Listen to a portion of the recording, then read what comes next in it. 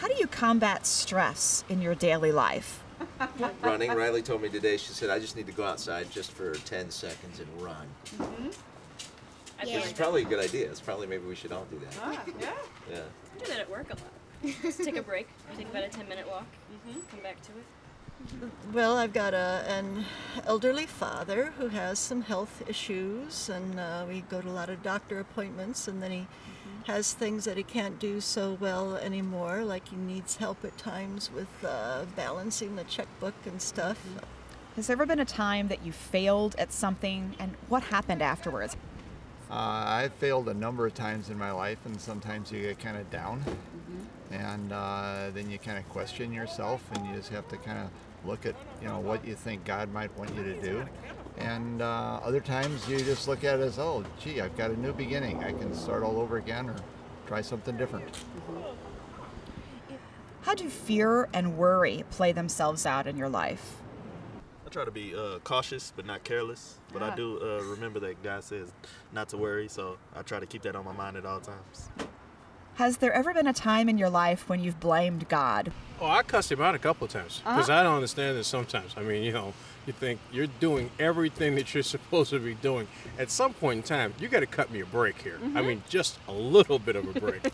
And I don't get it because, hey, listen, I realize I've made some mistakes, but are they really this bad that you're hammering me right now? So, yeah, we've had some conversations that weren't so pretty, but, he's a forgiving guy. Thank God. Perfect example. We serve a merciful God. We do. Amen. I don't. I tend to internalize it a little bit more. I mean, I tend to put it on myself. She carries a lot. Decisions I make, She carries a lot of stuff around. I got here because of things I did to get me here, so I tend to be a little bit different. How do you keep from being pulled down? How do you pull yourself back up? Or how does God pull you up? When someone passes away, which has happened recently, trusting that God is taking care of them is always helpful, and trusting that God is taking care of the people who they've left behind in our community is also helpful, and just trusting God in those situations. Our worship in January is going to be especially exciting and perhaps life-changing.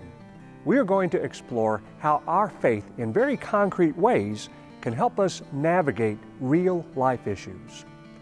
I invite you to begin 2011 with hope, the hope that Christ can bring. I look forward to joining you in our conversations together in January.